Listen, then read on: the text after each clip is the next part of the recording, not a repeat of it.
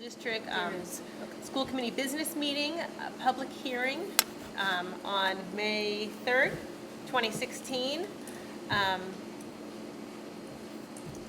So roll call, we have Wayne Adams is here. Joanna Blanchard are here. Doug Jelena is here. Andy Murphy is here. Lisa O'Connor is here. Brian Page is here. Chris Redding is absent. Dina Trotta is here. And Jack Willett is here. So that's for you. Excuse me. Okay. All right. So are we going to approve this agenda first, or just go and then we could insert the. I did an amended agenda and posted it. I just didn't copy it. Oh, I see. But So an amended agenda has been posted. Where did you have the executive first? So let's just emphasize that there's an executive session as the first item. Right. Okay. So do we have to amend the agenda? Even so, the amended one's posted. Yeah. Okay. All right. So can I have a motion to approve the agenda? So moved. Okay. And so just so we're clear, the agenda that has been posted has an executive session posted as like at the beginning. So, Take a vote. yeah. So all in favor, any discussion on the agenda? All right. All in favor of approving the agenda? Roll call vote.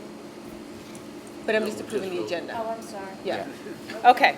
And so then we will be going into into executive session, and we will be returning to public session. So I need a roll call to enter executive session. So Wayne, John, Yes. Doug, Yes. Brian, Dina, Yes. Andy, Lisa, Yes. and me, yes. Okay. And the reason that we're going into Oh, yeah, executive where is my- session, Here it is. There we Which are. one is it? it's for the I'm like really. negotiations. Okay, yeah. So we're entering Number 3. We're entering executive session to discuss strategy with respect to collective bargaining or litigation if an open meeting may have a detrimental effect on bargaining or litigating position of the public body, and the chair so declares, which I do. Okay. Okay. So we're good. And it's for the For the- ASME contracts. What's the, It's for the paraprofessional unit B contract, the AFSCME contracts what's it called? Ask me? for the custodians I'm gonna and have to shut the this off. clerical units. Okay, so for the custodians and clerical unit contracts. Paraprofessionals. And paraprofessionals. Yes. Sorry, guys, I'm a little disorganized right now. I'm gonna unplug this. I'll do it right now. Okay, so welcome everybody. Thank you very much for coming out tonight to this public hearing. Jeff Mulqueen, Superintendent. Joanna Blanchard, I'm Merrimack rep for the school committee. Lisa O'Connor, Groveland representative. Andy, you're here, so Andy, just introduce yourself. Dina West Trotta. Newbury. Dina Trotta, West Newbury. Brian Page, Merrimack. Doug Jelena, Groveland. Jack Willett, Groveland. Wayne Adams, Merrimack. I think that's everybody.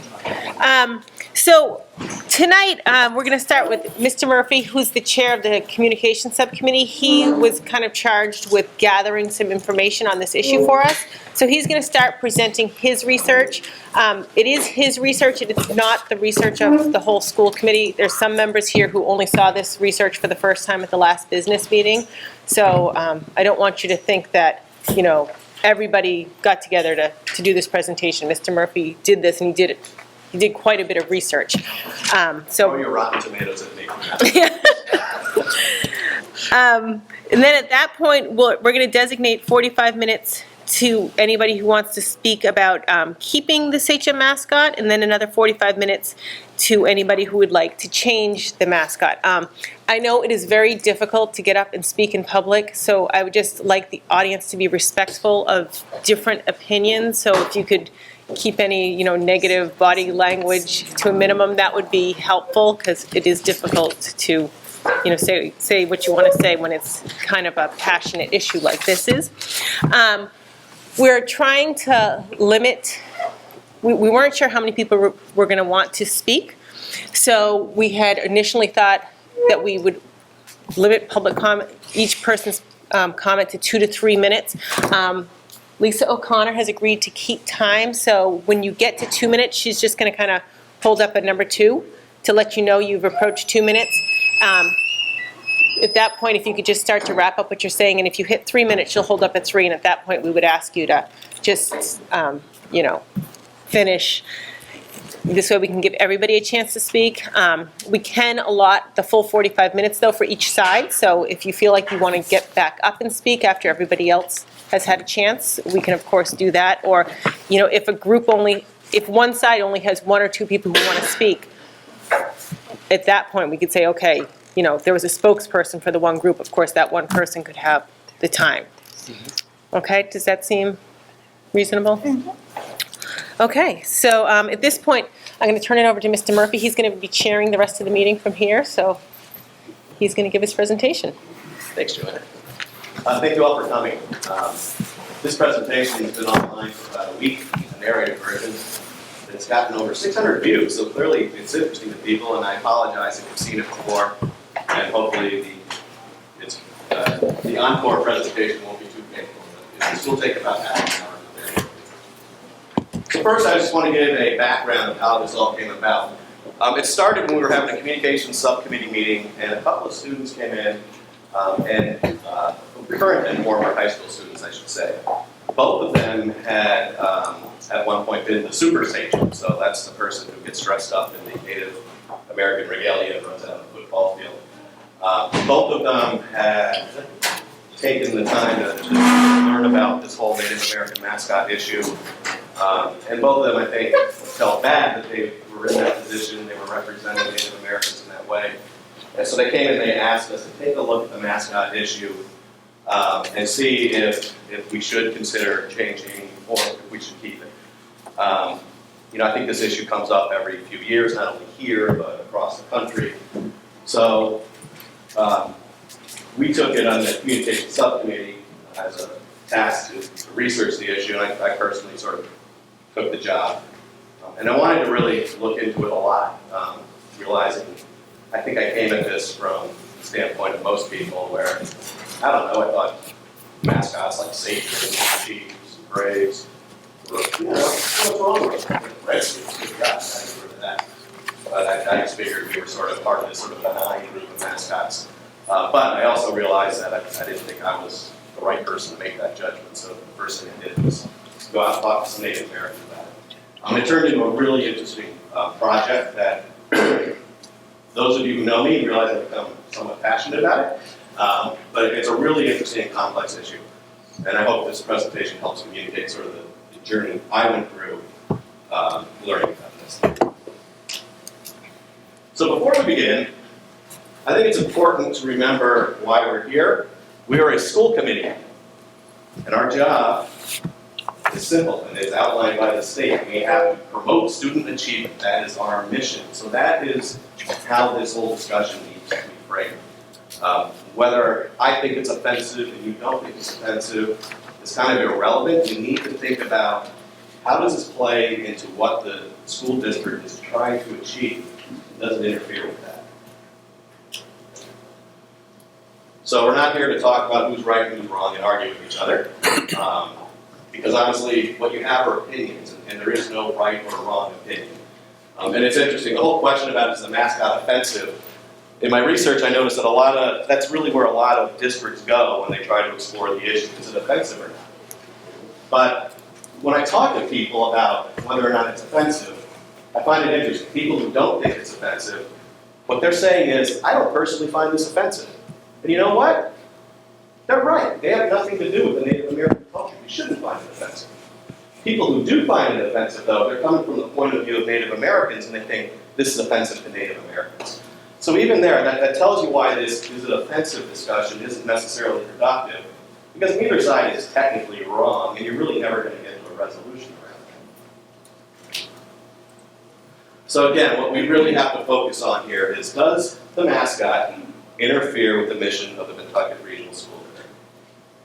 Is it causing our children to develop perceptions that are not in line with what we're trying to teach them as we launch them in the world?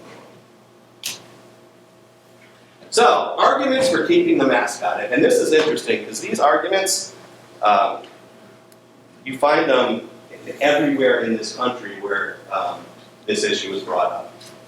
It's amazing how repetitive it is, and I literally haven't found anyone who can articulate anything beyond this, at least that's not related to these reasons. And so number one, it's not offensive. We're not insulting Native Americans, we're honoring them. And Sachem's part of our area's history. That we're honoring our history by having the Sachem as our mascot. Tradition, that's a thing. Tradition is important. And this is legitimate, it is tradition. We've had this for 62 years. There are multiple generations that have gone through this school system. They're Pentucket proud, they don't want to change that. They want their children and their grandchildren to have the same tradition they did. This is political correctness run amok, and I've had this yelled at me. And people are just trying to get attention, and how is this any different from the Vikings, and that kind of thing. And then the last one is don't you have more important things to do?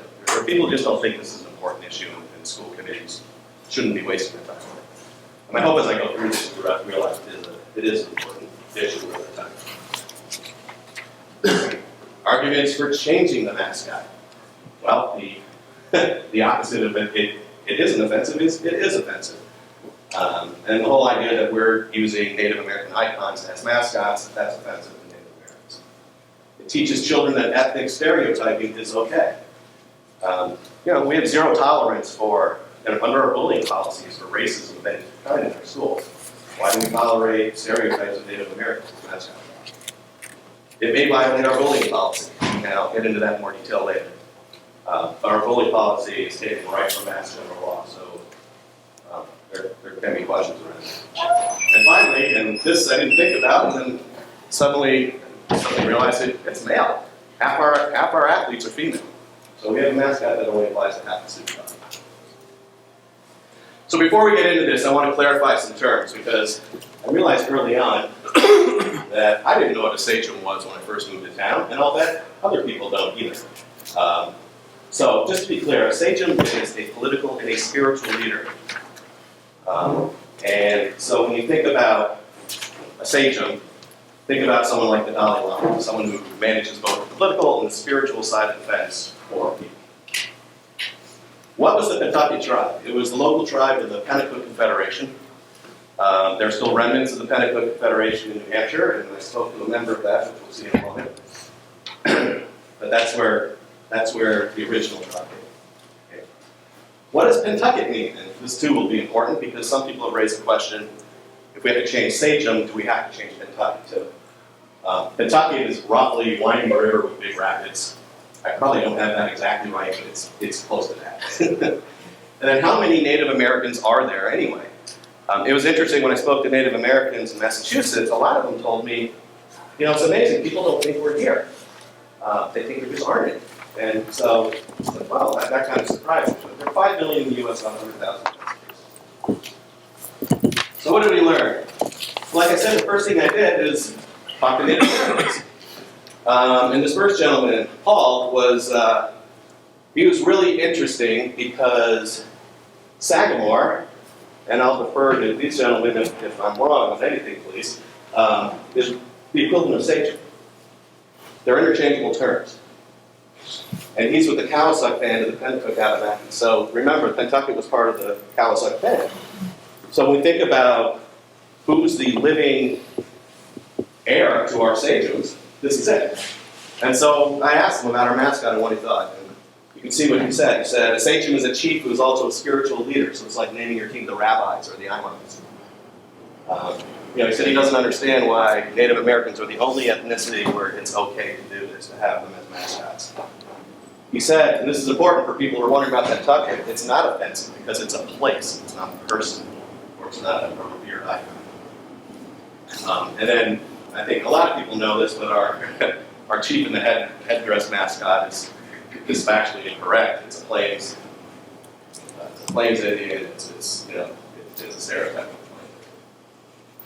And finally, he was a really reasonable guy. He said, he's not an activist, doesn't protest a lot. And he said he understands how hard this is, and he just wishes people could start to get headed in the right direction. And I should make a point that as much as possible, I tried to speak to just ordinary people. I didn't go to activist groups.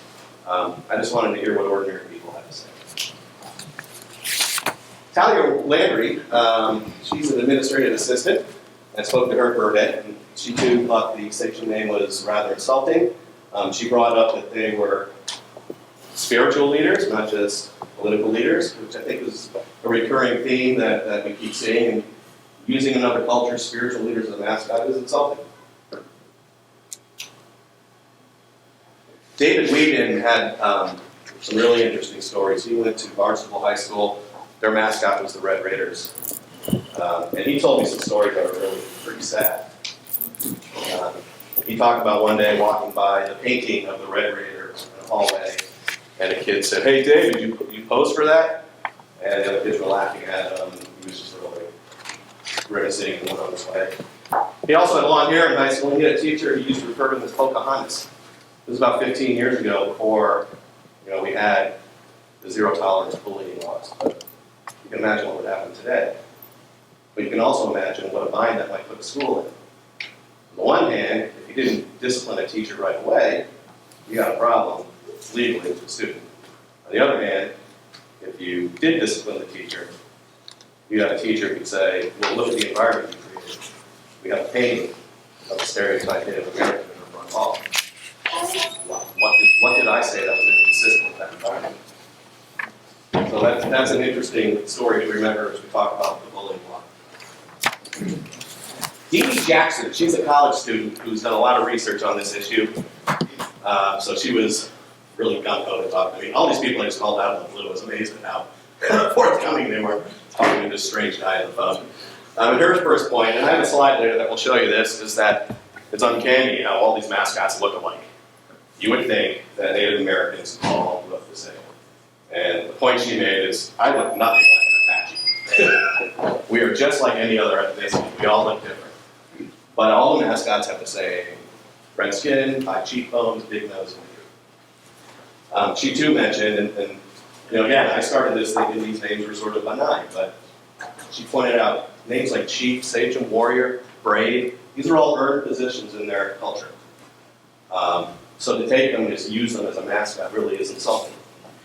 And the really interesting thing she did a survey in her class, and it wasn't a huge survey, it was like 30 kids or something. But she went up to her, the kids in her class who were of different ethnicities, and she said, "What if we use this as our mascot?" For African Americans, she said, "What if we use the N-word as our mascot?" And they're like, "That would be terrible."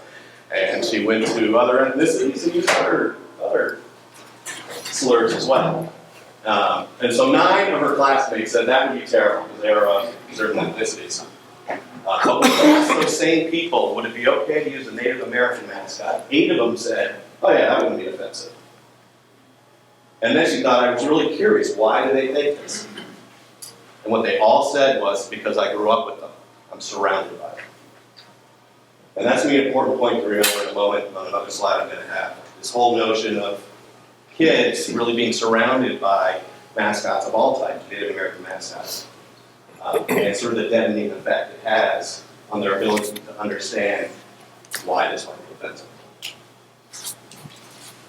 Maria Wilkins, she went to high school right over next door in Amesbury. Oh, really? Well, she was very nice. She talked to her for about an hour. You really told her. Well, for an hour, she was nice. But she and her brother were the 2 Native Americans in Amesbury High School over there. Amesbury, of course, is the Indians. They too are exploring whether or not they should change their mascot. And she said, seeing the mascot and character every day made you feel like you were less of a person than the rest of the students. You're just a mascot, a pet, a token. And she talked about when she went to school that she would just keep her head down and hope people wouldn't know she was Native American because she didn't want to be called out. And this is something we're going to revisit when we, again, get to the bullying policy and talk about things like hostile environments.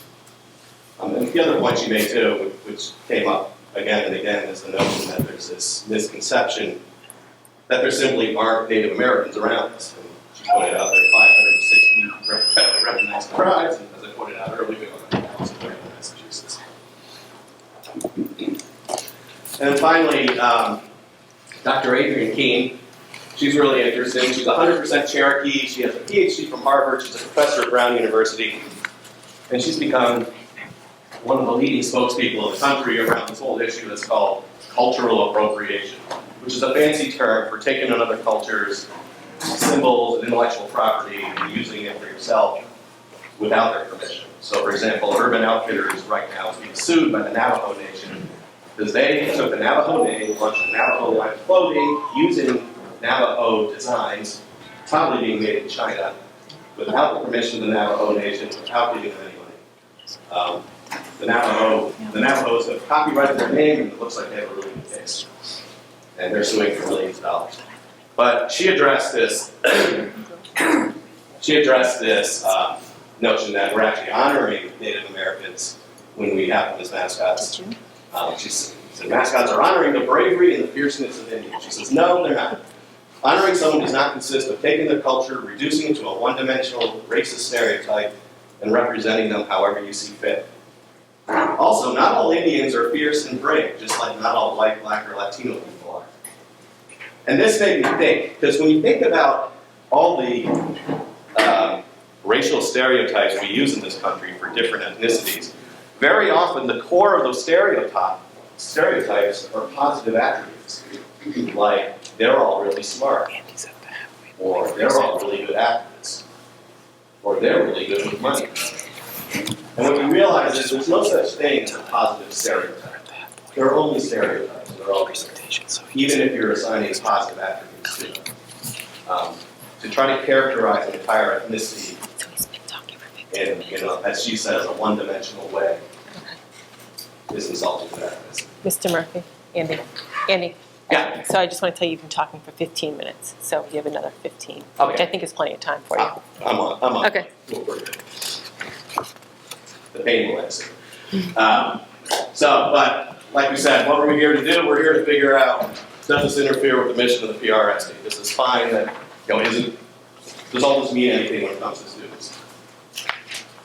So, one way I like to try to figure things out and get insights is to create little visualizations. Sometimes if you look at a picture, you can see things you don't really see when you just have words on a page. So I took all the a bunch of typical mascots, and I put them in a hierarchy, roughly from the most offensive down to the least offensive. And, I think when you have the color of an ethnicity skin, we can all agree those are by far the most offensive. And then, down here, I think are most commonly found mascots. There are lots of chiefs, lots of warriors, lots of braves. These are the ones you see all the time.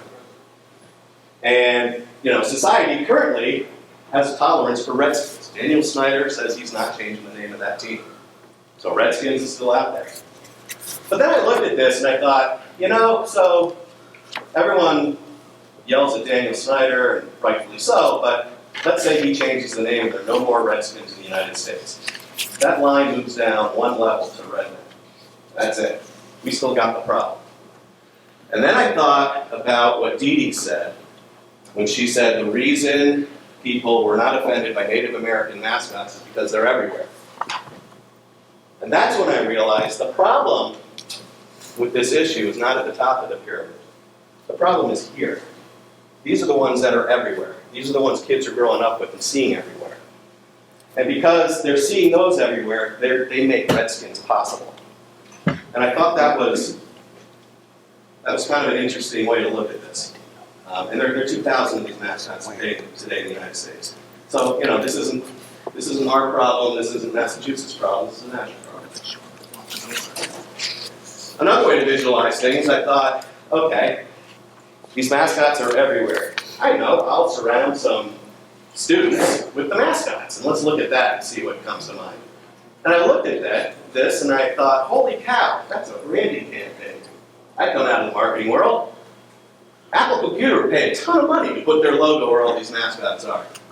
And look at the consistent messaging these mascots are giving. They're saying Native Americans are fierce, they're brave, they're warlike, they wear feathers and war bonnets. They have big noses, they have high cheekbones. And look at the amazing consistency, mascot to mascot to mascot. And this is what is surrounding our kids. It's not just us, we're only part of the problem, it's the bigger problem. And even the inanimate objects communicate the same message. The tomahawks, war, bravery. Here's spears, same thing. So this I thought was an interesting way to look at the bigger problem. These are just Massachusetts mascots, and this is not all of them. There are about 40 of them in Massachusetts. This is roughly 25 of them. So that's what we see. That's what our kids are growing up in. That's what we all grew up in. We just didn't know we were growing up in. There's another interesting issue here. When you talk about branding, there's a reason why Nike has paid Michael Jordan hundreds of millions of dollars. It's because his endorsement means something. It makes people believe their brand is superior. It makes them believe that what they're saying about their brand is accurate. With mascots, the school district is endorsing it. The school committee endorses it. Dr. Baldwin endorses it. All the teachers endorse it. We all endorse it. It's our mascot. So what does that mean? Well, the American Psychological Association has done a study on this. It's essentially on commercial content and the impact on kids. And what does it mean when your school system endorses commercial content? They said commercial content delivered in schools may be assumed to have the tacit endorsement of respected teachers and school officials, thereby enhancing the effectiveness of the advertising. So when we look at the stereotypes we're putting out there with these mascots, they are further validated by the school systems endorsing them. We endorse this system of ethnic stereotyping by being a part of it. And it's funny, I came into this and initially, I think where a lot of people start, and we absolutely should start here, is, well, would it be uncomfortable for a Native American kid to go to school with our mascot? And that's very important. But when you start looking at it this way, you realize it's not just about Native American kids, it's about all kids. And again, the American Psychological Association has taken a look at this and said the use of American Indian mascots as symbols in school and university athletic programs is particularly troubling. Schools and universities are places of learning. These mascots are teaching stereotypical, misleading, and too often insulting images of American Indians. And these negative lessons are not just affecting American Indian students, they're sending the wrong message to all students. So this impacts everybody. Now let's go to the bullying policy. So this comes right out of our policy, like most school systems, comes right out of Mass General Law. The repeated use by one or more students or a member of the school staff of a written, verbal, or electronic expression or physical act or gesture, or any combination thereof, directed to a target that, let's jump down here, creates a hostile environment at school for the target. Well, I would say David Whedon being laughed at in front of the Red Raider mascot is a pretty hostile environment.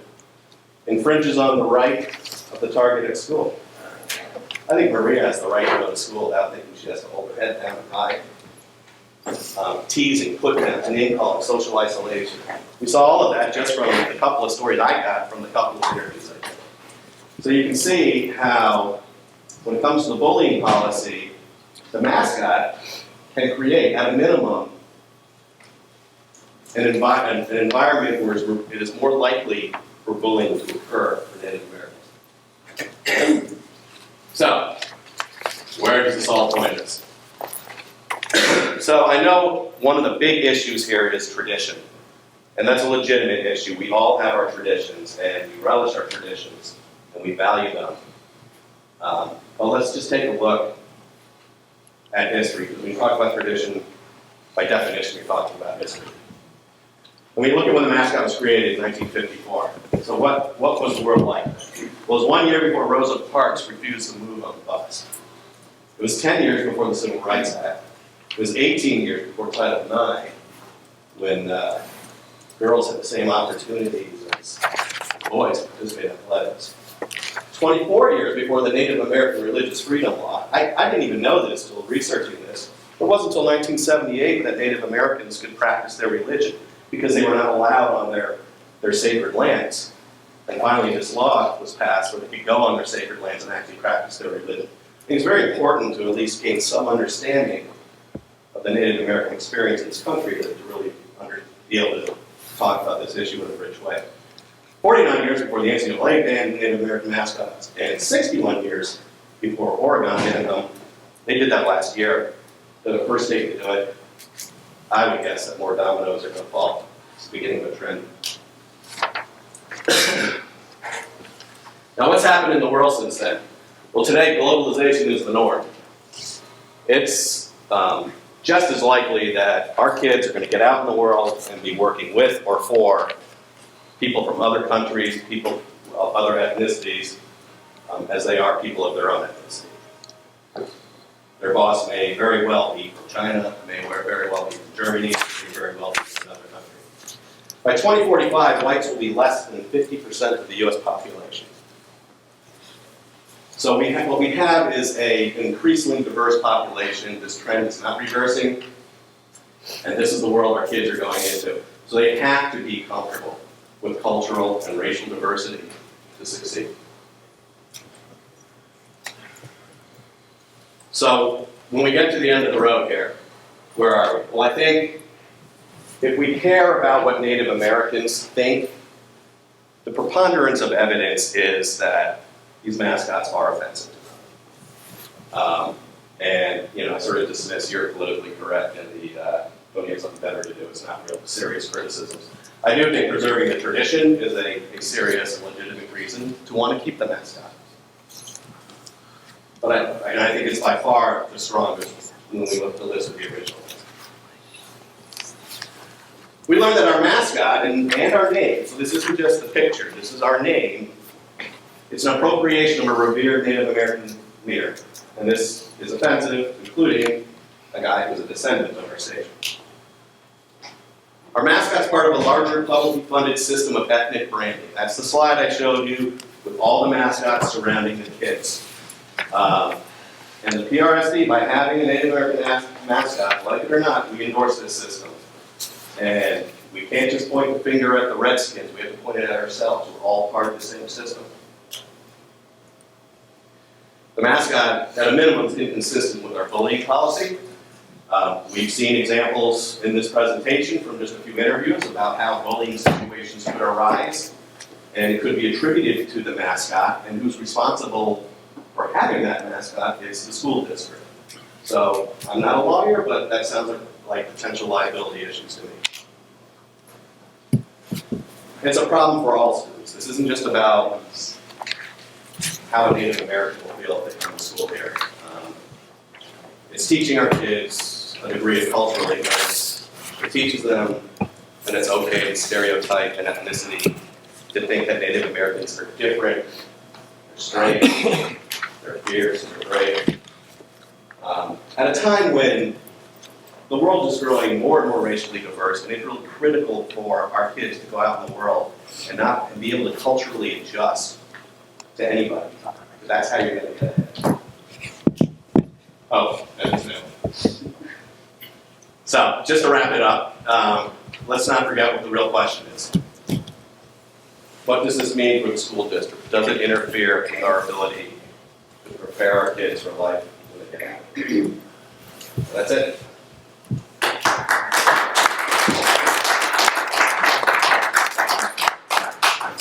So, the next 45 minutes are for people who would like to argue. Sure. Oh, sure. I'd like to correct that. You put down that station was developed in 1954.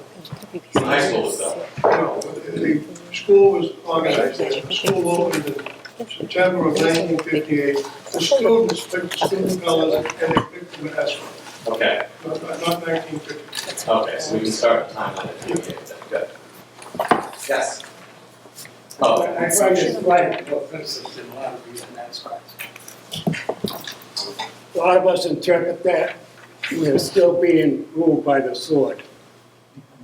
It should be changed. It was being talked about one time, that state seal. and that's the state sale, right? Like I said, a lot of us interpret we're still being. need to keep to the agenda rather than this question. Okay. All right, So getting to the structure, right? So we'd like to first invite people up to talk in favor of keeping the mascot and people in favor of getting. So if you could just state your name so that. Don Wise, class of 71, first generation Pentucket. My wife, class of 73, second generation Pentucket. I've got a granddaughter who is in line to be fourth generation. The station down as far as that, and how you come in after that and say, yes, I want to be a station. Now, I consider myself a Pentucket station. and I will the rest of my life. Right on. Okay, that's why we're having this hearing. I grew up in Connecticut, so I'm a native sachem. But when you do the research, it does tend to point you in a certain direction. Andy. Don't. I'm going to try to keep this succinct. Carol Grazio, Groveland. There are so many things running around in my politically incorrect head right now that it isn't even funny. You started off by saying you spoke to a lot of ordinary people. I saw a lot of educators. I didn't see any, quote, ordinary people. You talk about the bullying and the adverse effect that this has on students. I heard nothing about using this as a teaching method. If you think that we're teaching our kids, you're teaching the kids about stereotypes and about nasty and awful, how they perceive these things. If we took this as a teaching opportunity and presented our sachem in the way that they elected them, when they first chose the sachem, they chose it because it represented bravery. Now maybe that wasn't correct, we don't know. But they chose it because of the bravery, the spirit, and all of the good attributes that you want your kids to have. It also gave students who had no other place to belong, a place to go to be a part of that organization, to be a sachem. It helped them. We can still help our kids do that if we don't teach them this kind of crap. So, I just want to pause to say one thing. So, I don't want you to think that Mr. Murphy's presentation, again, is the school committee's presentation. So the school committee is here to listen to what you, wait, I'm not finished saying. So the school committee is just here to listen to what you would like to tell us. You really don't have to, address Mr. Murphy's presentation. What we want to hear is just what your thoughts are. All of us have an open mind. One other thing, And I would have liked to have had this advertised. We don't have any students in the system anymore. My son moved to Virginia. I don't have any connection with the schools district at the moment. I didn't know anything about this until last Tuesday. that's when the meeting date was set, was last Tuesday. But this has been going on, obviously, for quite some time. And I have a feeling that if this had gotten out and a way to get information back to you, I know we received a lot of emails and texts saying, tell them that I said this and tell them that I said that. If there were a way for these people to make their feelings known, we're here only because we made some phone calls, say, hey, you better get down and tell them how you feel. It's important that you talk to the community as well as the quote experts. Yep. Can I just have Wayne say? Yes, Ms. Blanchard, I was going to say, Mr. Murphy should sit down. You're running the meeting. Nothing else needs to go to him, and we can progress. Okay, so nothing from the audience needs to be addressed by Mr. Murphy because it was indeed his and his alone. All right? Otherwise. Okay, my name is Can Can I address Grazio. how the public was informed? Okay, go ahead, yeah. So, this has been in the newspaper for several months. I went to the Whoa, let me speak. I'm going to address this. What Okay? newspaper? Newburyport Daily News. Okay. We have the writer right over there.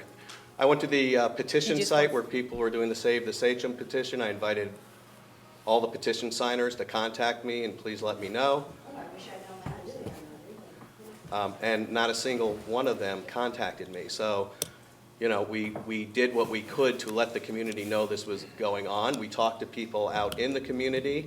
I don't know how else we could have let people know this was going on. All right. So Sarah, would you, My name is Hector Grazio, Hector? class of '60. And you just answered my question. You said you posted it last week of the meeting. That's 1 week. The community, there's 3 communities here. It didn't get out to them. You didn't go in, I didn't see it. I read the Eagle Tribune every day. I scan it. Nothing in the Eagle Tribune. That's my thing. People from West Newbury read the Daily News. I don't know what's in that. But I get something from an email from, what was that? Someone posted the agenda on Agenda. Facebook. Last night they put it out. Very poorly advertised. Didn't give us in the community a chance to take and talk about it, come down here. I get people here, I've made a lot of calls. I've got a class with, I do a reunion for the first 4 classes in Pentucket. I've got about 8 or 10 emails. No, go for the station, but it's not tradition. We started here, like I said earlier when I corrected you, sir, that we started September 1958. It was not a friendly group. We had students that came from West Newbury that went to Newburyport High. They had allegiances there. I went to Haverhill High for 2 years, and same thing there. And Merrimack was on a platoon system. This was a necessity. They had to build a school as a necessity because we didn't have a school. We came together in September, and we ended up, the students themselves picked the colors, green and white, not green, white, and black. And we picked the sachem as our leader, as our mascot, because he's the Pentucket sachem, this is the Pentucket district, and an Indian, brave.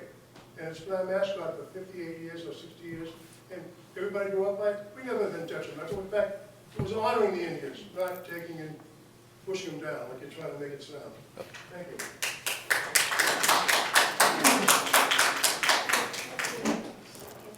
Good evening. My name is Hovind Sanford. I am Wampanoag. The tribal name is Minnewax.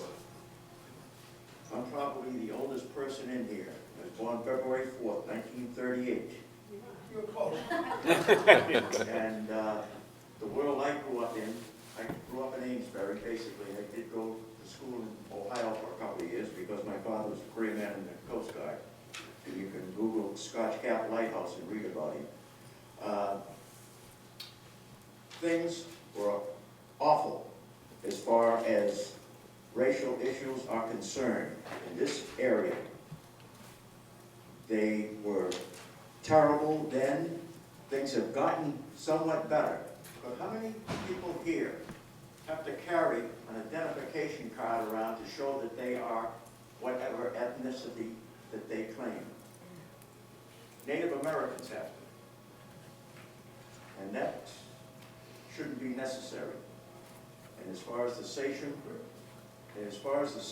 and all this other stuff, the sachem was my opinion, was a very esteemed position. It shouldn't be used, in my opinion, on a football team or a baseball team or anything like that. I am totally against the Redskins, but if a sachem was used, I could tolerate it, but I prefer not to. I live in Merrimack. I've been there for 30-some years. Things were, like I said, was a lot different when I was growing up. Because Native Americans weren't even thought of to be as good as blacks. And you can go up in the Pentucket brush up in Maine and New Hampshire and stuff like that right now, and some of the old timers up there that have native blood in them will not claim it because it was looked down upon. And anything like that, I think should just disappear, all of that stuff. There are other terminologies that they could use for teens and whatever. It doesn't have to be Native American. There's Native American there. Okay, I'm sorry, just to restate the rules, we're now in the keep the mascot camp, and we will move to the change the mascot camp at the end of the 45 minutes.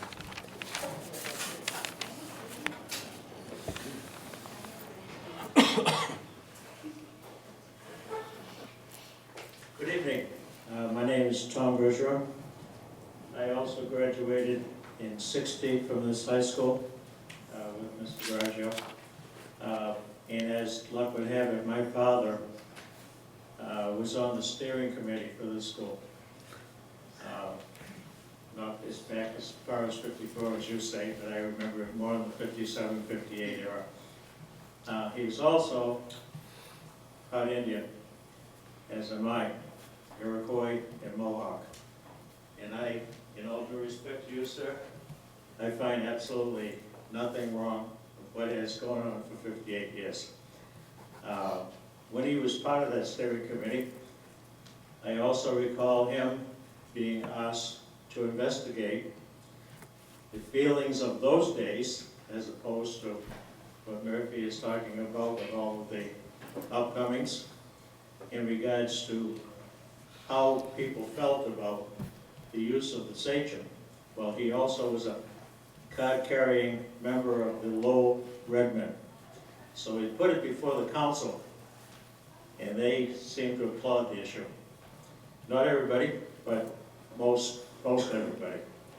And in regards to the defamation of using that symbol to represent a steadfastness, if you will, a fierceness, inner presence to persevere and go on. I personally have used that heritage of my own in my own struggles with life, and I know the sports teams that have carried that logo.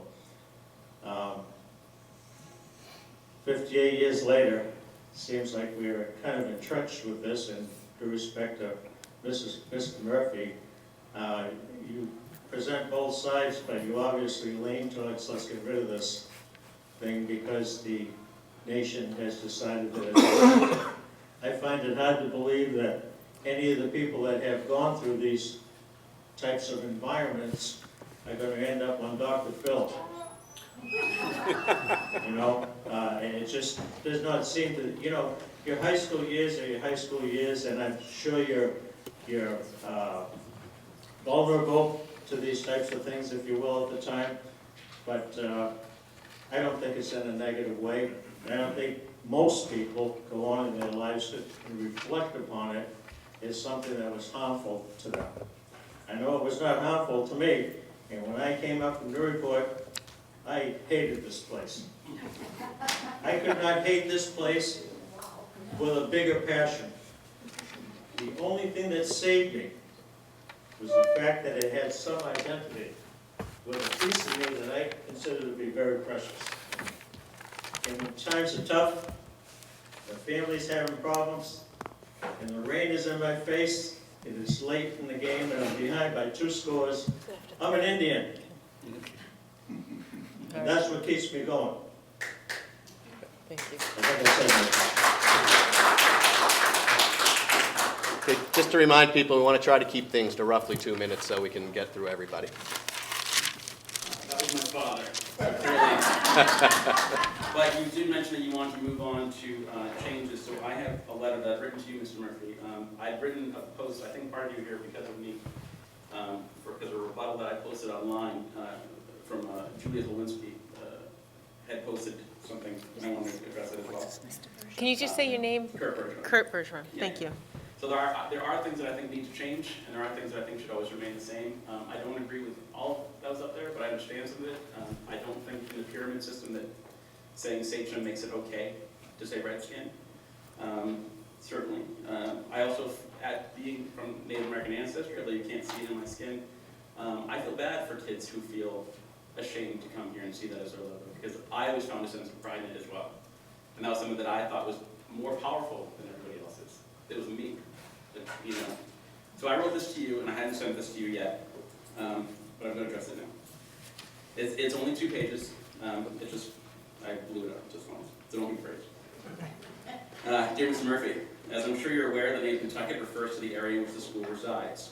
Early Puritans from New York purchased the land from the Pentucket Indians in 1640, after which renamed the town to Haverhill, Mass., which was in reference to Haverhill, England, where Reverend John Ward, the settlement's first pastor, was born. They did this out of respect. 314 years later, we would pay respect again to the Pentucket Indians, the original settlers of our towns. We would call our school this, and we would teach our children there. What a wonderful way to pay respect to the land and its history, and to remember its native people. The face of the school would be the Sachem Indian, the Algonquin Paramount Chief, which also reflected additional northeastern tribes. All of this was done with respect, to honor the Native Americans. And now we want to take that dedication away. As a child, I was raised with the honor and the knowledge that my family had Native American ancestry.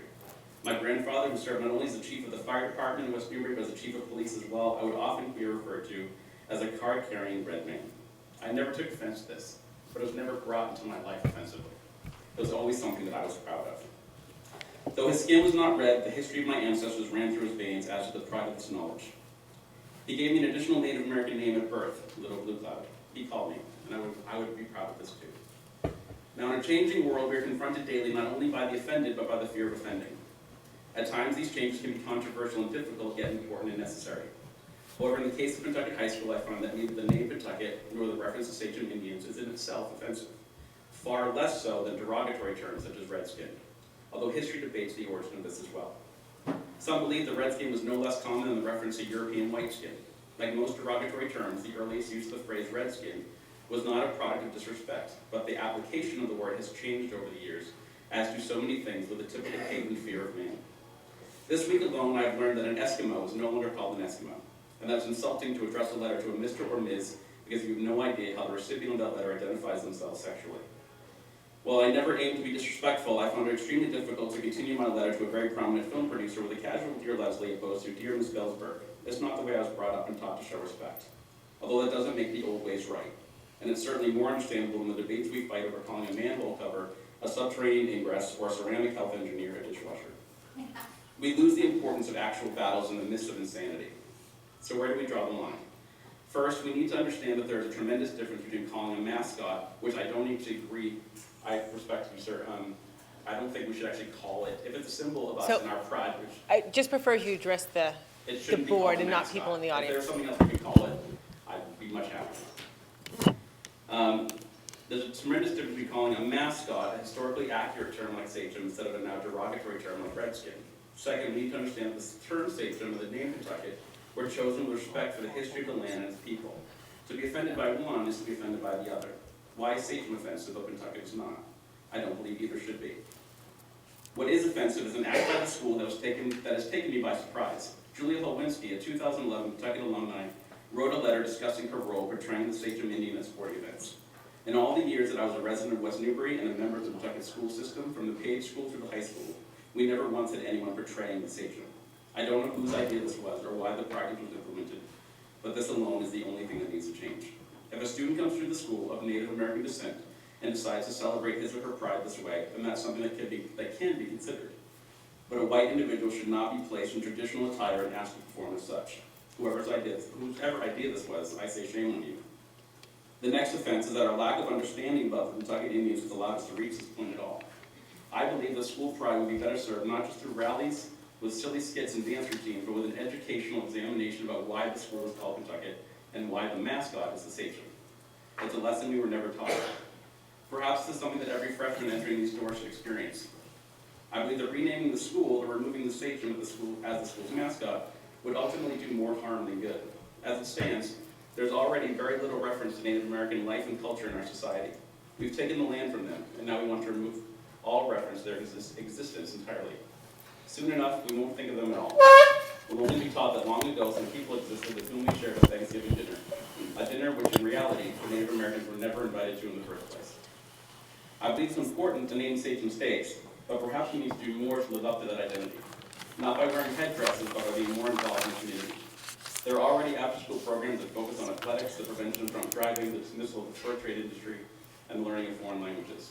Why not explore more about why we call ourselves the Sachems, and do more in the community to preserve the land that was once Pentucket? It's the least we can do to honor them, to remember them, and to call ourselves Sachems. Almost 6 minutes.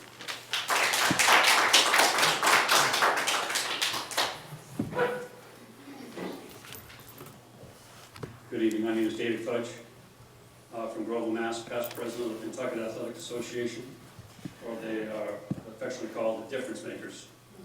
Thank you for giving me the time to speak tonight on behalf of the Sachem, a chief or leader of the Algonquin or other Northeast First American tribe, as we learned this evening. I believe that the issue we speak of tonight may be of concern across some parts of the country, as Andy had pointed out. But again, we are not the Redskins, we are not the Warriors, we are not the Fighting Sioux. We are the Sachems, we are the leaders. I believe that the school committee, administrators, and faculty need to focus on the daily health and well-being of the student population and continue to mentor and guide them so that they develop into our future leaders, our Sachems of tomorrow. I recently came across some information regarding the top 10 concerns of U.S. schools and the top issues facing Native people today. And due to time, I'll not get into the details of these, but I'll just give you a list. the top 10 concerns of U.S. schools today, Common Core standards, innovation and technology learning, social media concerns, school leadership, school climate, student health, family factors, classroom size, funding, and illicit drug use. The top 10 issues facing Native people today: mass incarceration and policing, poverty and unemployment, stripping of land by the federal government, exploitation of their natural resources, inadequate voting and polling places, education systems, insufficient and scant housing, inadequate health care, violence against women and children, youth suicide. From both of these lists, we see two things that don't rise up: casinos and mascots. This matter doesn't come close to rising to the level of the social and economic concerns and issues that we face every day in this school and the Native people face each day across this nation.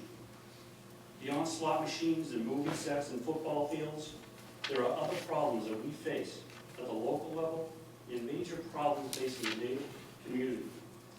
Insidious, systemic life and death problems. Does this rise to that level? Not even close.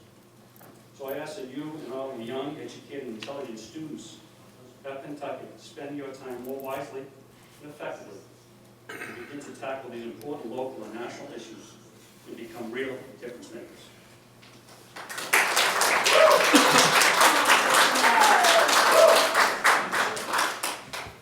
Dick Hodges, past PAA president. I think all of us have heard of the phrase half full and half empty in terms of the glass. And actually both of those terms are very accurate because it's half. But how we get to there is very different. And I think that is rather metaphorical for what we're going through tonight. I grew up in a fourth grade, actually a little town outside Schenectady. And throughout the fourth grade, our entire social studies curriculum was about the Indians of New York. My folks tell me that my great-great-great-grandmother was an Indian squaw to a chief in Fort Hunter, New York. I haven't been able to verify that, so I can't use that the way our senator, I want to be a Cherokee, Warren, used that. And the first year I taught, I made 6,000. That was 5 classes. She taught one for 350,000. That fourth grade experience has stayed with me because I have never, ever looked at any of the mascots. I'm not big on mascots anyways. But every time I walked into the gym here, and any time I ever looked out onto the field and saw the image of a chief with a headdress and all that, I saw nothing but positive. The glass was always half full. I never looked at, and this issue and what was presented tonight was solidly the glass is half empty. This is an incredible teaching opportunity. And by the way, those things you listed that's where our heads ought to be. And I don't have a politically correct bone in my body. You probably have already noticed that. So I'm not swayed by this and which way the wind is blowing. It's just how my heart beats. And it's all about kids. This is a terrific opportunity to teach what maybe we're not teaching. I retired as an assistant principal and then as a principal, and we always had an international week. I must confess I enjoyed the food. That was one of the best parts. But we celebrated cultures. There isn't anything about this that should be hidden. It's a wonderful educational opportunity, and this is the school committee that can pull this off.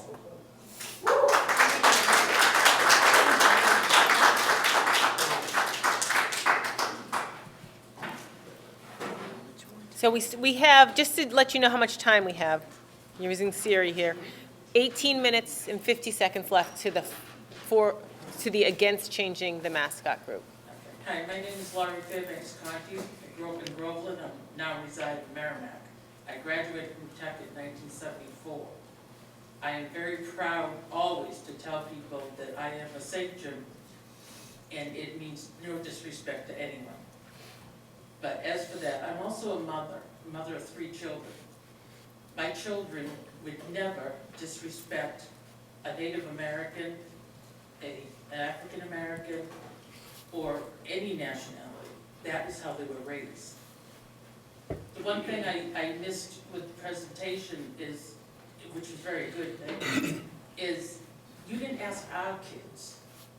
You know, you've got a school here of what, 300-400 kids? Why didn't you ask them a question or ask them to write an essay? I have a niece in this school, and I can tell you right now that she would never say anything negative about anyone. That isn't how we were raised. And we don't mean any disrespect on the Sachems, no more than we have any disrespect for the Chinese people when we have Chinese food, or the Italians when we eat Italian food. I mean, I just feel that this is being so blown up for something that actually isn't happening right now in this school. Yes, I'm sure it happened back in the other, the older days. I wouldn't have liked living then, because I would have been fighting all the time for the underdog, because that's how I was raised. That's all I have to say.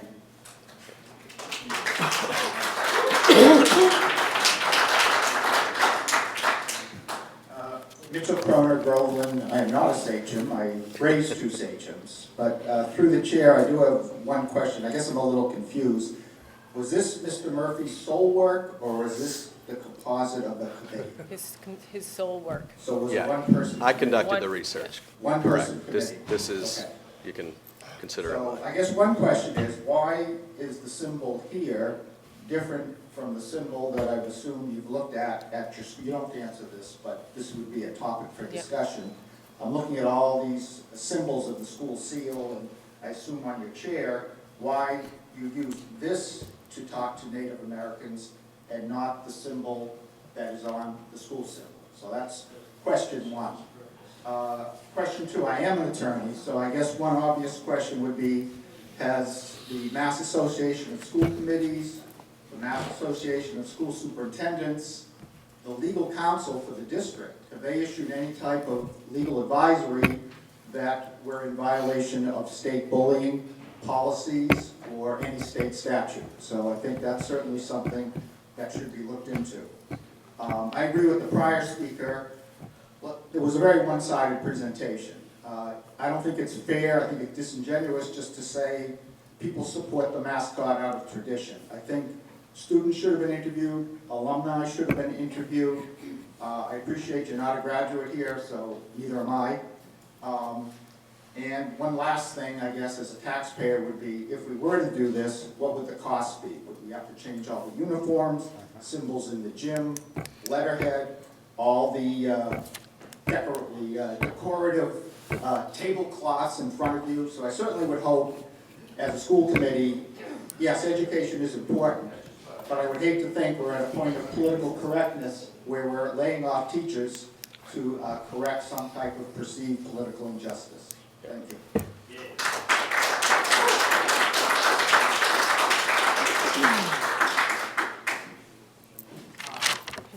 My name is Tim Deach, and I'm a freshman here at Pentucket. And so the sachem, it's been like part of me, like ever since I was a child. I've like grown up used to it, as Mr. Murphy said, it's tradition.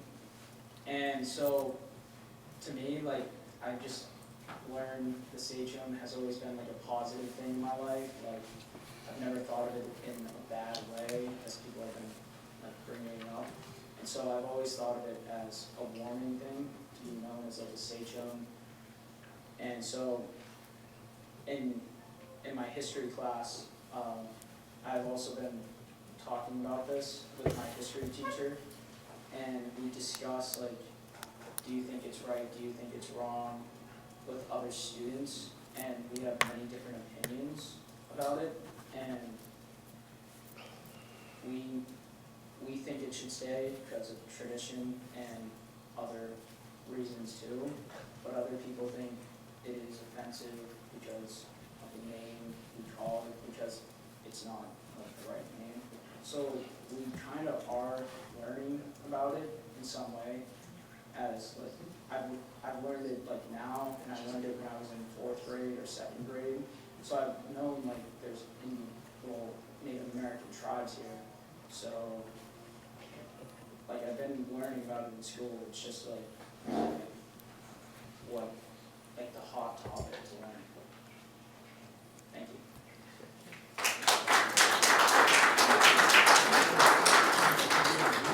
Hi, I'm Stacey Wise. I graduated class of 1973. My husband spoke earlier. I understand political corrective to be correct and whatnot, but history has dictated that through the years. We've tried to change things that haven't been correct.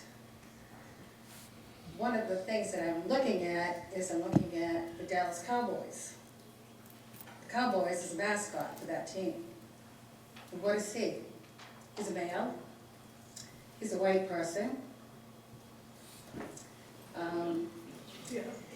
You know, where does it end? You know, at some point, I think, are we going to have no Christmas elves? Because they are the little people? You know, where does it stop? And like I said, history has dictated things, and we've made things correct. But the sachem is a mascot, and a mascot means good luck and bravery. And that's what it's there for. So, thank you.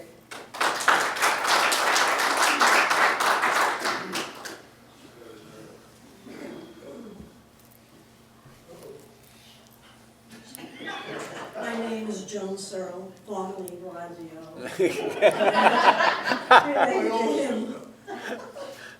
Unfortunately, I have to tell you that I graduated in 62. 62. So we were the first class that went from 1958 to 1962. We were the first freshmen through seniors that graduated from here. And indeed, we did vote. We chose the green and white. We chose the sachems. And it was an entire 4-year, our class decision, with no offense to anybody. It's just mascot. And to take offense, I think, is ridiculous when we have so many other things we should be worried about. And my 2 girls went all through Pentucket also.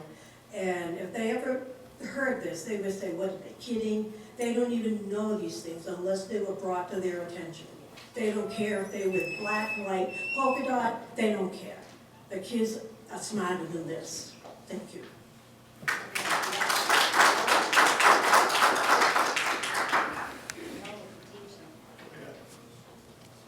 Hi, my name is Peter Giard, class of 72. Like Sandy and Dawn, 73, I'm sorry. Yeah. Like Dawn and Sandy here, my children also went to the school, graduated in 2002 and 2004. I think a lot's been said already about this, and I don't have a presentation for you that's with a lot of different quotes and things, largely taken out of context, I think. But I think that it's important that we think about a couple things here, that there is a teaching opportunity. The intention here was not to denigrate, not to do anything that would ruin the idea of what the Indian tradition is. I think that it was based upon an idea of pride, and an idea that there's a cultural identity here that we want to show respect for. I think we can do something within the school curriculum, not necessarily the curriculum, but its history going forward, where we pay more reverence to that. I do think that there's probably some things where the caricature of Indians used, maybe running around at a football game and stuff, maybe that's inappropriate. Maybe that's something should stop in and of itself. But I do think that there's a contradiction here that bothers me, and that is, it's funny that the Indians use these same symbols and these same mascots to promote their casinos and their own businesses. That seems that it's not only a contradiction, but it's a kind of hypocrisy. And I don't think we should succumb to that hypocrisy. Thank you. So, there's 8 minutes and 45 seconds left for this side. I'm sorry? There's 8 minutes and 45 seconds left for this side.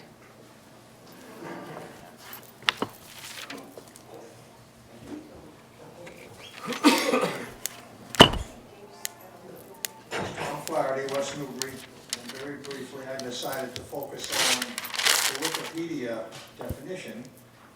And of course, we know that sachem or sagamore is a chief.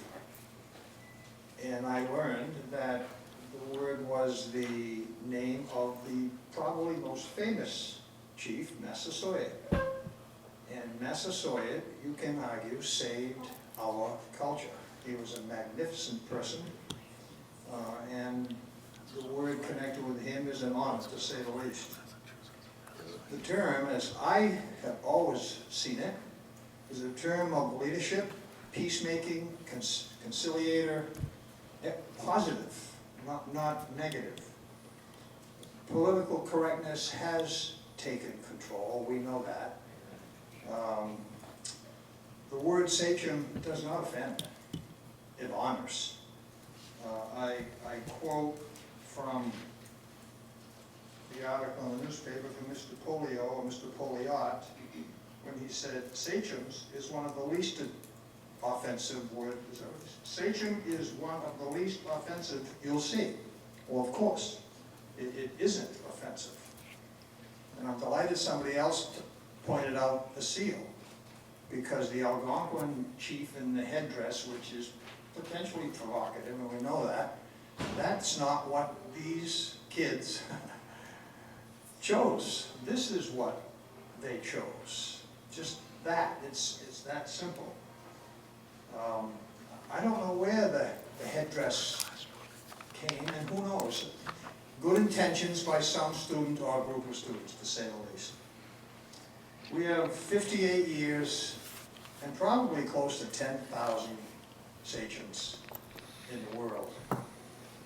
And we are not the Fighting Sioux or the Redmen or all of those names.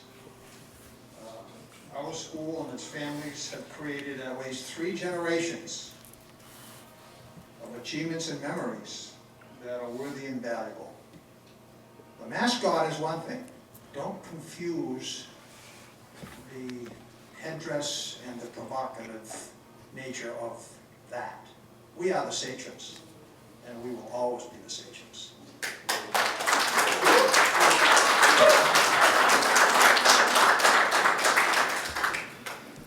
So we have time for probably 2 more people. There's time for 2 more people on this side. So you have spoken, so if there's people who haven't spoken who would like to get up.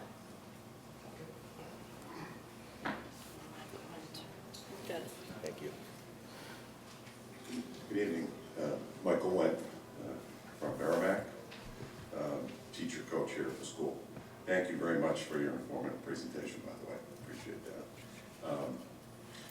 Having been born and raised, not born and raised, but raised in Merrimack, and going to Pentucket and as a graduate and alumni of Pentucket, I would not have the knowledge of the local tribes and the history behind the Merrimack River, the tribes around the river, the sachem itself, had it not been for the term sachem being used in the school name.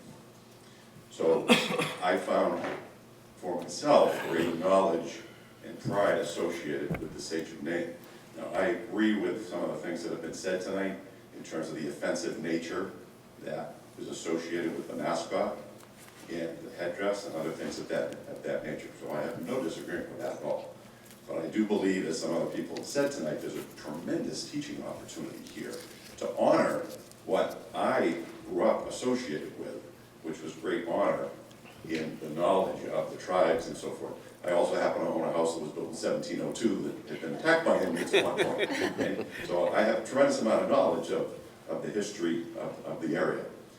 The other piece as a coach here, every one of our teams, regardless of the season, when they leave the locker room, there is a sign on the locker room wall, Sachem Pride, that outlines what I believe is an honor to the Sachem leadership. And there are items listed using the letter of each of the items. And all of these kids, and I see it day in and day out, when they leave the locker room, knocking that sign in pride. So again, I feel there's a tremendous teaching opportunity here for this. I've seen nothing but good. It's unfortunate there's an offensive nature that maybe we don't understand enough of. Okay? But when I look at some of the other things that go on in our locker room, the inappropriate music that's played, that I constantly stop and put a stop to, that's culturally inappropriate, I think this piece has some cultural value that we can build upon. Thank you. Okay. 3 minutes remaining on this side. Oops, sorry. I'll make copies. Sorry. Drop off. It won't stop. Anybody There. else? Okay. Well, thank you very much for presenting your arguments. We appreciate the input, and so now we will switch to the other side, which is people who are in support of changing the Sachem mascot. So would anybody like to speak? No. What time is it? So I'm going to reset my timer, 7:55. I'm not sure if it's so much as in support, but I want to read something that was written. Oh, by the way, Jill, I of course was in grade class of 77. My brother went here, class of 75. Both my daughters graduated here. And my daughter, a few years ago, this topic came up about the Sachem, and she wrote an article about it. So I want to read what she had to say. Pentucket Sachem has been a beloved mascot of our school since the 1960s. But since then, we have been perpetuating a racist stereotype and marginalizing the Native American culture. Recently called into the spotlight has been the tomahawk chop. Racist names you wouldn't use for any other group, says Claudio Fox from the Native American Awareness Organization. The chant and the movement has been popular at our football games as a means of raising team spirit. Or perhaps we're raising is oppression. The big issue with sports images and accompanying chants and movements are the perpetuation of stereotypes in the absence of a range of positive contemporary First Nation images, says Fox Street. We're portraying an inaccurate caricature of a real and oppressed culture. And these caricatures of our people are so grotesquely not what we do in our culture, says Fox Street. Why would we allow and encourage our school to continue to use these stereotypes? If this was any other racial minority, would we feel differently? It's a common misconception that Native Americans don't care about us using their vicious, I'm very nervous about this, for our superficial purposes. But Fox Street explains that many Native Americans do in fact find it very offensive, and were upset by the idea that there were non-Native fans running around in headdresses.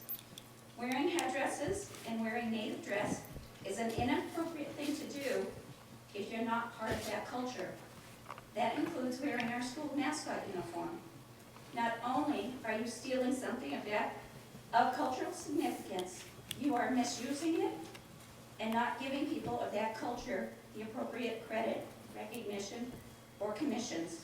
We need to stop using the culture as our sports image. Now, I am a Pentucket graduate. I do consider myself a Sachem, but I also feel that we are deciding how to use another person's culture. We have not gone to these people and asked them how they feel about it. It's what we have determined. So I bleed Pentucket green. I will always be a Sachem, but I do think we do have to be inclusive and considerate of what the Sachem means. So thank you.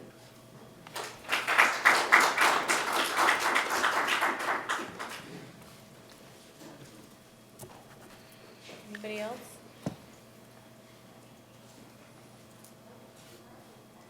Patty Holinski. I work at the Page School. I live in Merrimack. It was my daughter, Julia, who brought this to the school committee's attention initially. She was the Sachem.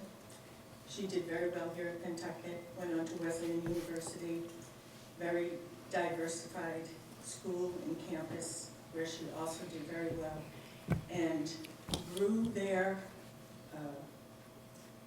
so much more from this homogeneous society that we have here, and Snowberry. So she, I think with Mr. Murphy, sent him a lot of the information of the research that has been done. She did not bring this to the attention to bash anybody's traditions or beliefs or their memories, but they hold dear. She came at it from the side of the American Native culture, and that it is, basically, it is offensive to them. And she felt embarrassed by what she had done before she was educated enough to know that she was being derogatory towards a whole culture of people. And if you want to talk about education, the kids who are in the schools now, I work for 3rd and 4th graders, we are reading about Rosa Parks, and they are just indignant as to what happened with her. And what is the Ku Klux Klan still here? And what about this? And that just isn't fair. How come she couldn't have a seat? How come she couldn't eat at this restaurant? So when these kids, and you try and talk to them and say, we hope that this isn't out there anymore. We hope that this isn't happening anymore. I don't think it's happening anymore, but wait until they get through the high school and then they find out what's really happened with the Native Americans. So, she did not mean any disrespect. She is just very bright and wanted to, excuse me? She knows better than I do. Well, you know, it is about the young people coming forward and going out into the world and doing. She has just moved to California about 6 weeks ago, so I came in to support her. So, thank you.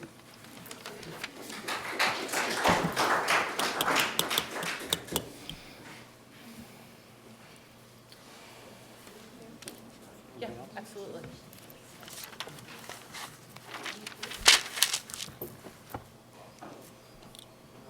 Stuck with me again. Urban centric. I just want to go just off the subject a little bit. The histories that are being taught in these school systems need to be changed. This book here, Ninawa, it's a native word meaning the people, which is the way the tribes refer to themselves, tells more true history than I learned. I was class of 56 out of Amesbury in my years in school. This, Stephen F. Johnson is the author. He did his research through ship captain's logs, governor's records, stuff that will not be printed in history books, telling about the way the native peoples were treated and the different things that they contributed that never made it into history. The way, for instance, the islands in Narragansett Bay were all taken away from them for 4 hose, garden hose, not street water.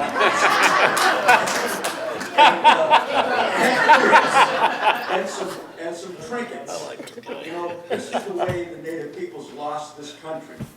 They didn't have the weapons to stand up to the so-called beautiful pilgrims.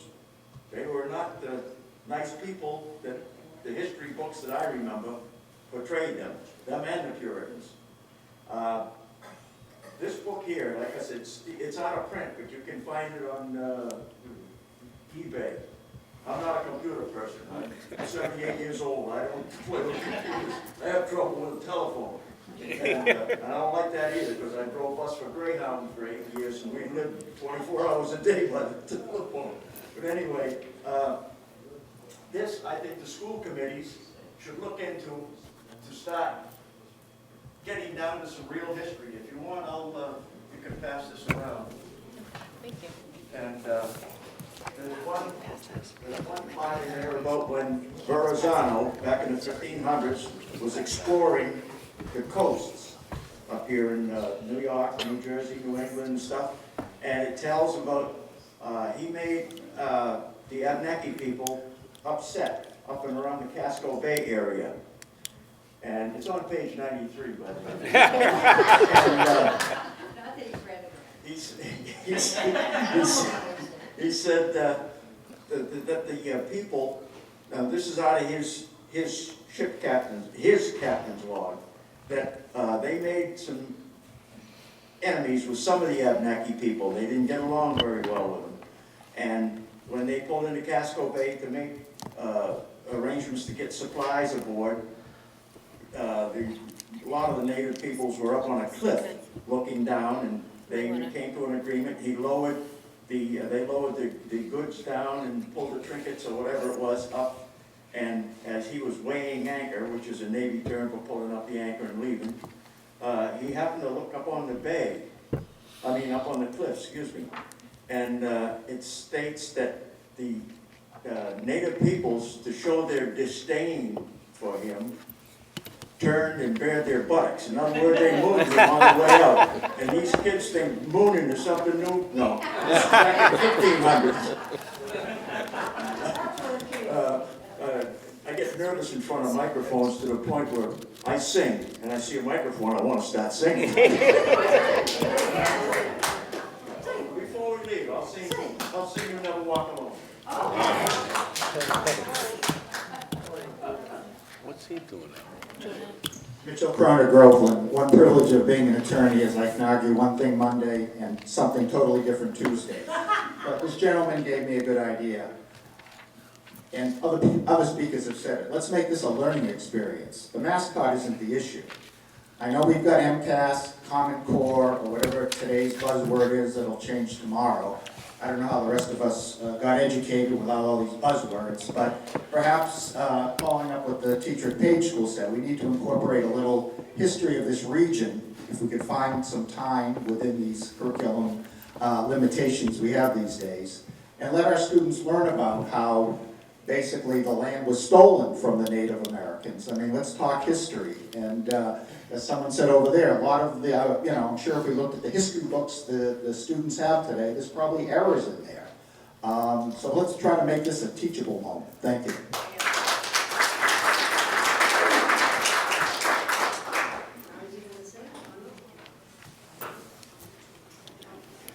Hello, my name's Bill Moore.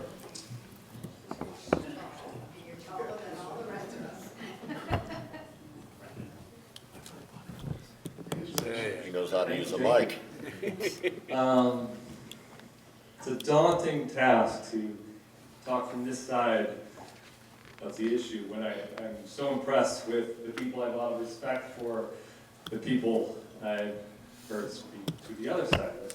Especially, on all sorts of levels, but even just the coaches, just knowing the years of dedication, sweat, tears, all of it, time, I'm also, even just the years of generations that people reference. I've been in West Newbury for 10 years. It's not nothing, but compared to generations, I'm not a sachem. And this issue wasn't that big on my radar until I saw the presentation. Partly because I'm from Missouri, and I lived a lot of my life in DC, and I have known of these issues, but was never right in my face, I guess.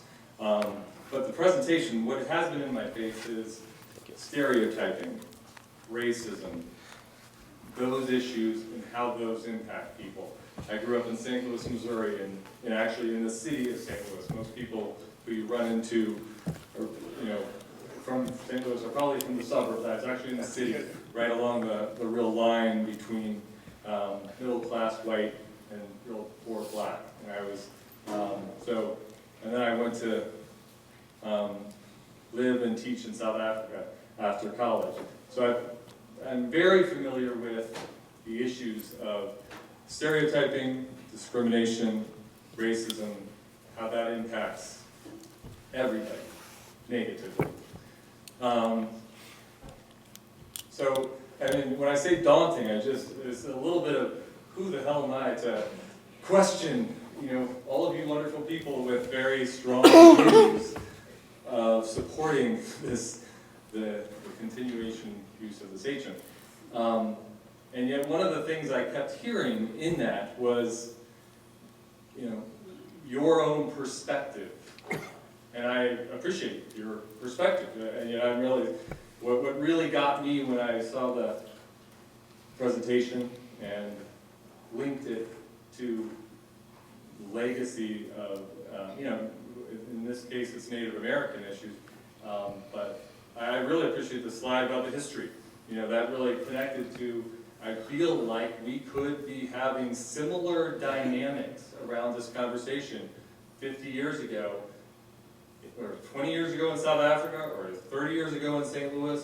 I mean, I really feel like, and it's so hard to say this, but the stance that people are taking on this is like, hey, it was okay. It was respectful decisions we made that where this originated from, and I totally get that. And yet, it's really not the point to me.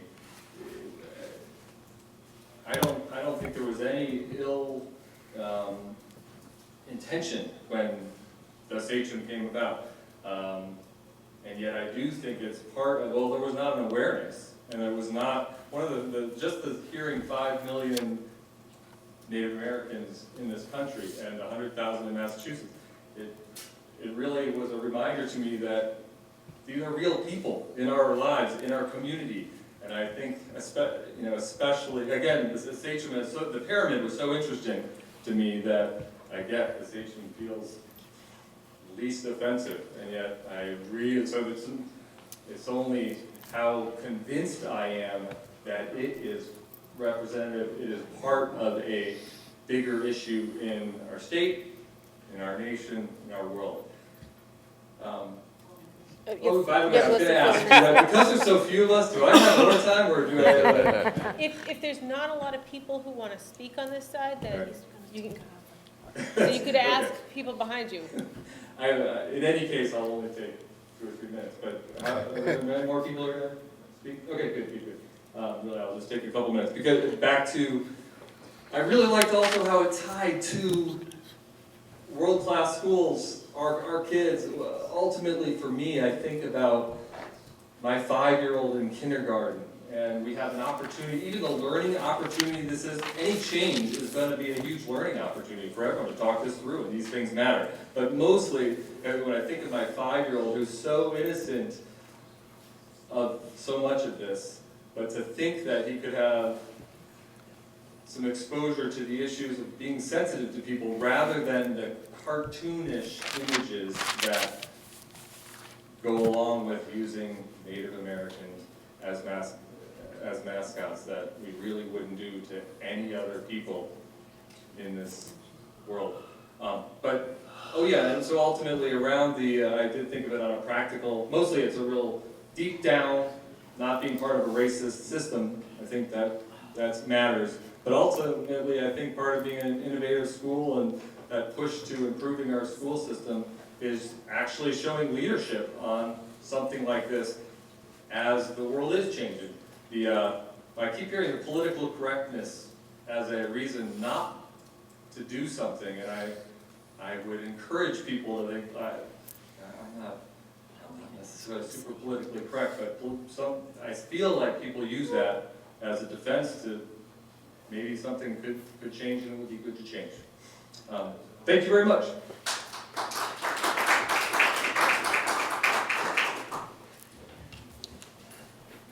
I was told when I was younger that I was only good for 2 things. No good and good for nothing. Hi, my name is Heather Bowen Burrell. I grew up in Merrimack and I graduated in '95. I just have to say something about racism. And this isn't my theory, it's not from me, it's sort of like common knowledge about racism, which is that white people don't get to decide what's racist, or what's offensive, or what's disrespectful. Until your people are systematically enslaved, slaughtered, treated less than, you just don't. So really, we need to defer to Native people and whether or not they're feeling offended in this particular case.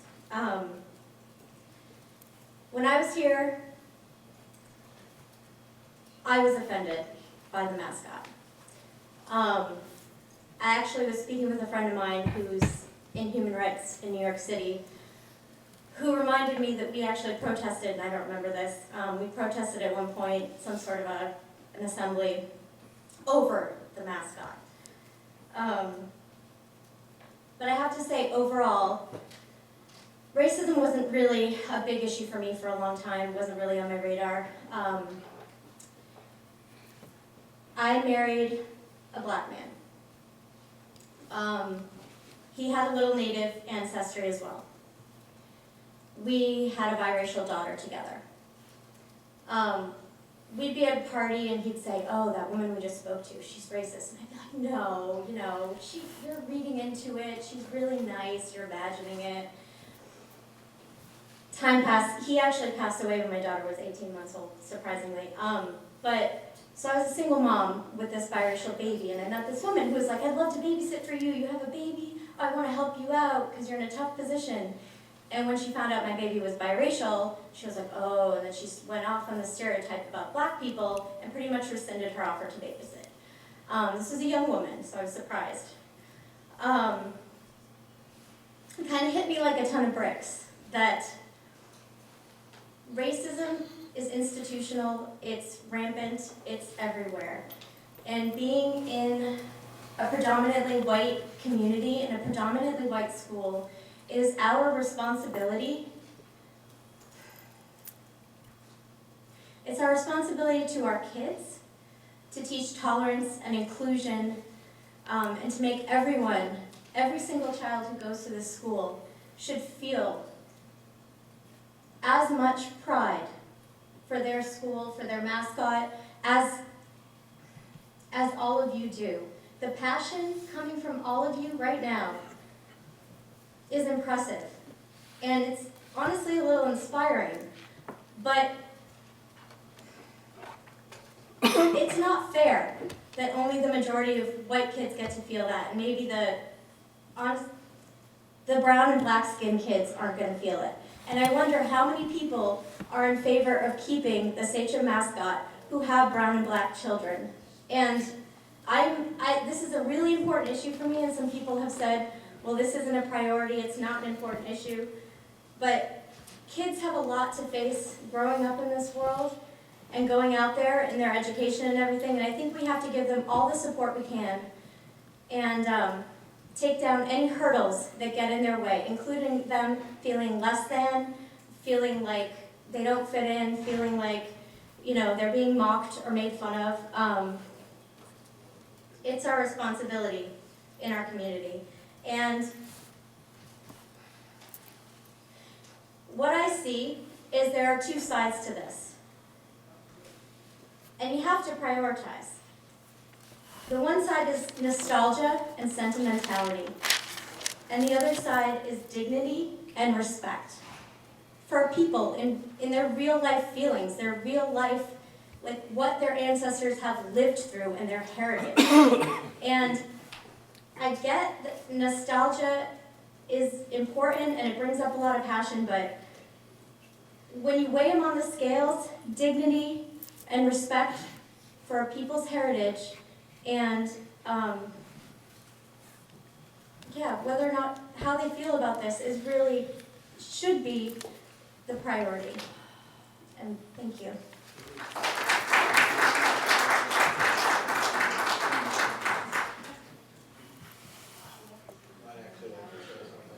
Okay, do you need me to run anything?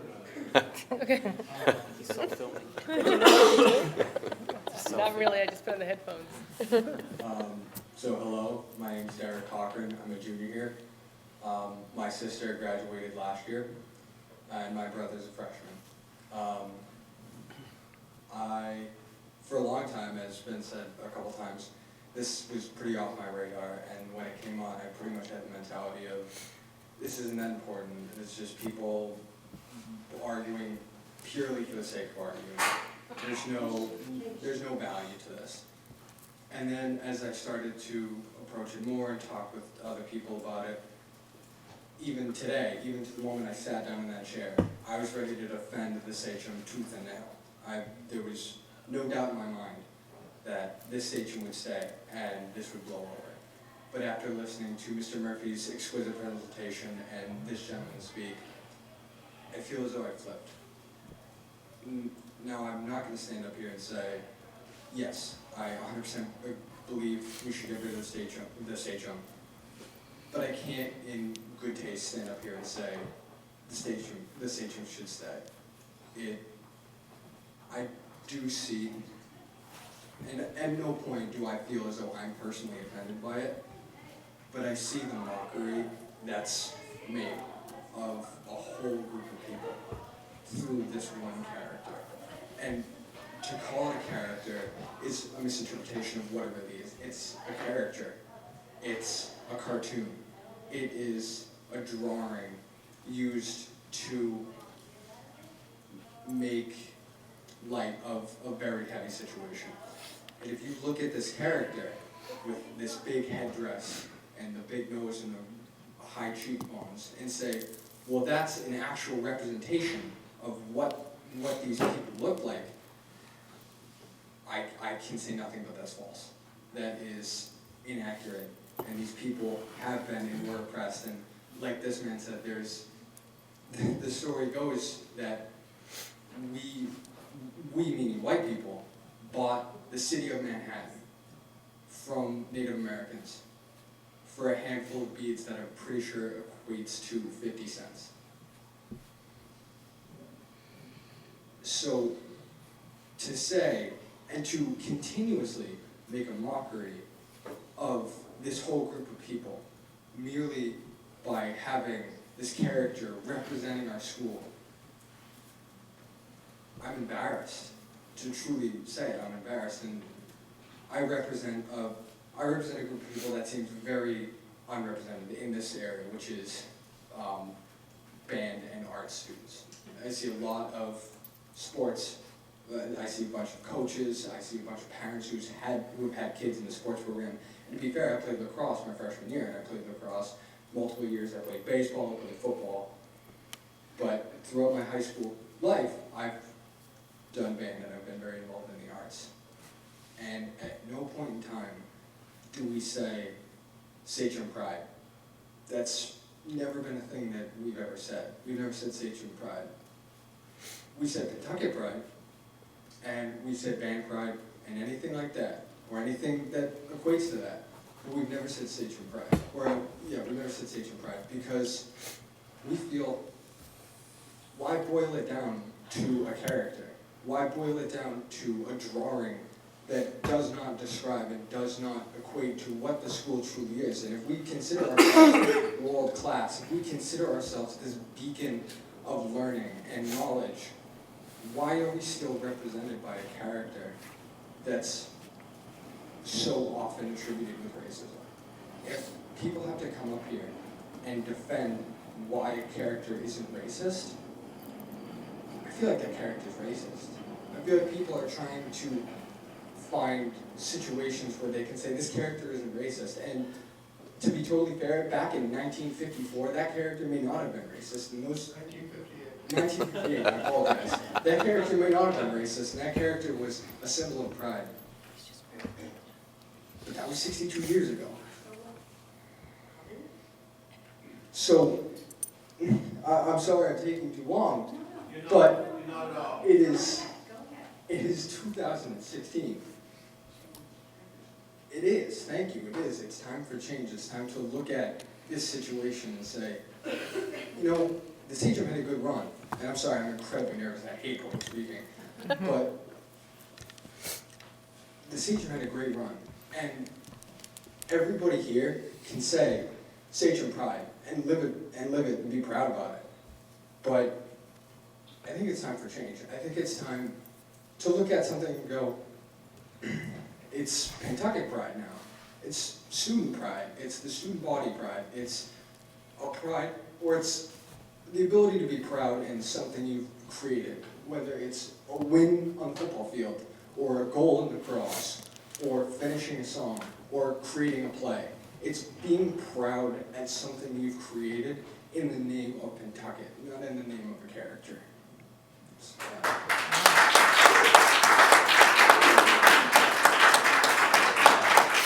We're not doing rebuttals, no. No, I just want to say, one of the things that the It's, rules were. no, it's not, no rebuttals, thank you. No, I'm not going to rebuttal. I just want to say, we were here to, Yeah. the rules were. No.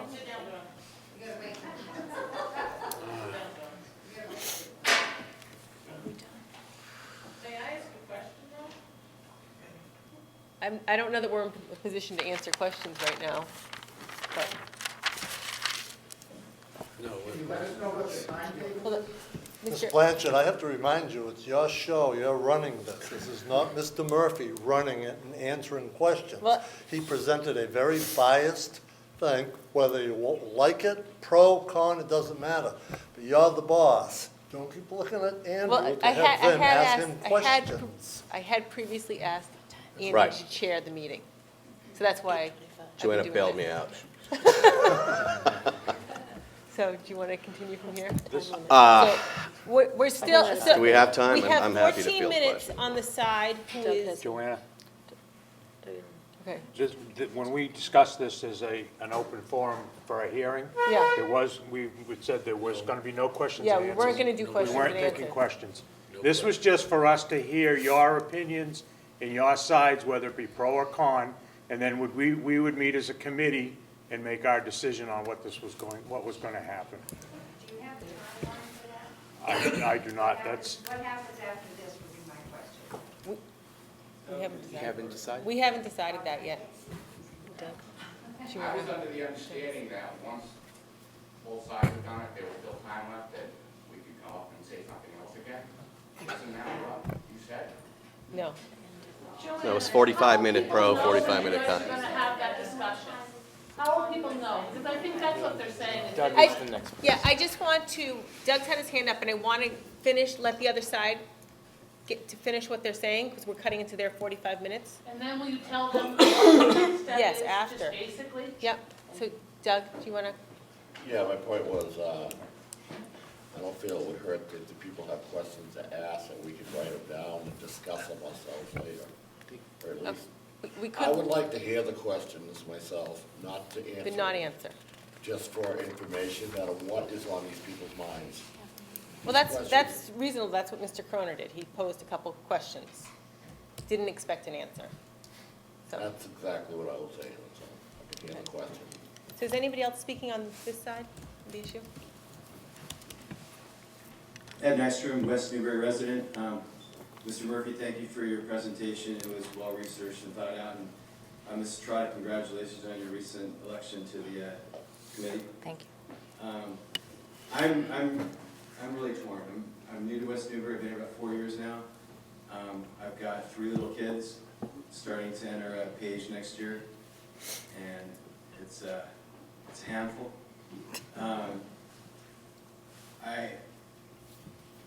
I'm very torn with the presentation because everybody is very strong opinions and well thought out discussion. What I will say is I think the name Pentucket is an excellent nod to the heritage and history of this region. The Sachem itself, I didn't even know what a Sachem was when I first moved here. I'm a big sports fan. I love mascots. I'm not a fan of the Indians, the Braves, the Seminoles, the tomahawk chop, the dressing up in the headdress. I'm not a fan of that. I'm not a fan. The Sachem name, though, and the argument to keep the name itself, I actually agree with. The depiction of the caricature, I am offended by, and I will tell you, if this name stays, and my kids, they seem to be pointed towards sports or any other activity, and I like you gave an excellent talk about going here and what do you think about Pentucket versus Sachem.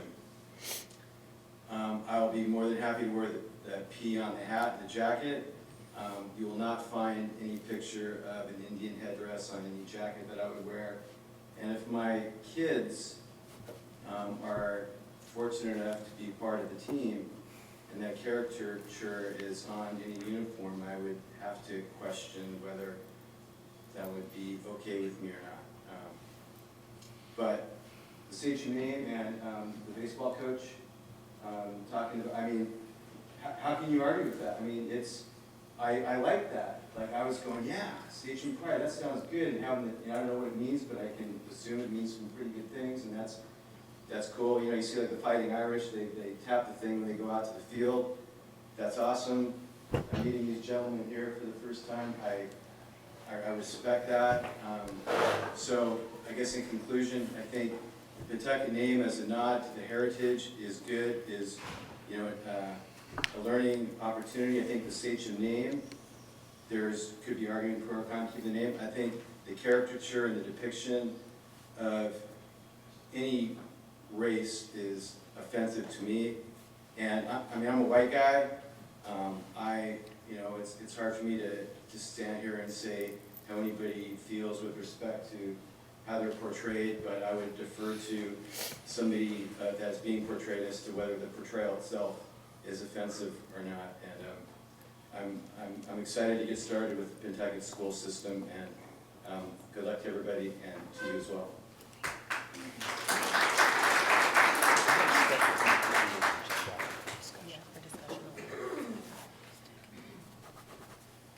So there's still 9 minutes left for this side. Would anybody like to speak any further? You can speak again on this side. You still have 9 minutes. Yeah. Well, let us tie up the meeting first. Okay, does anybody on the board have anything they would like to say? Okay, so going forward, I'm the chair of the school committee for one more month, so I'll be setting the agenda for next month. So my plan is that this will be on the agenda as a discussion item only at the next school committee meeting. So the school committee will need to get together. We need to talk about everything that we've heard tonight. We need to, you know, we need to digest it. We need to think about what you said, and then we need time to talk it out.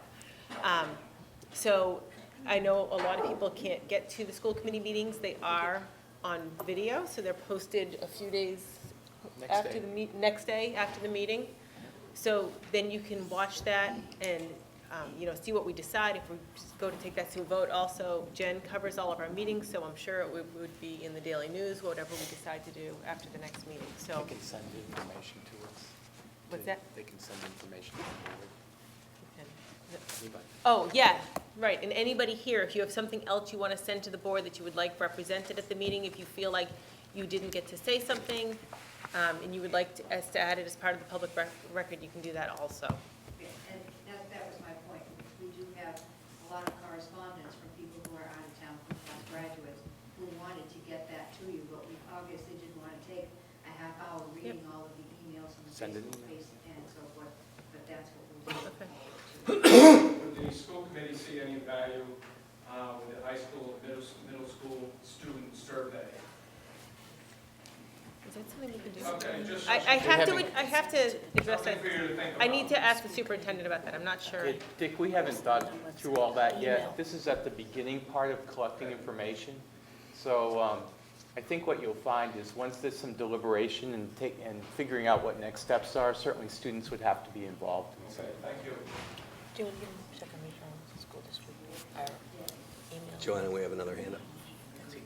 Yes. What I really wanted to say was, you were here for the children. That's what the whole thing was. We understand both sides were coming in and saying, well, we don't care if it's disparaging, the other side is going, it's disparaging. At the very beginning, we said, we already know that, we're not supposed to talk about that.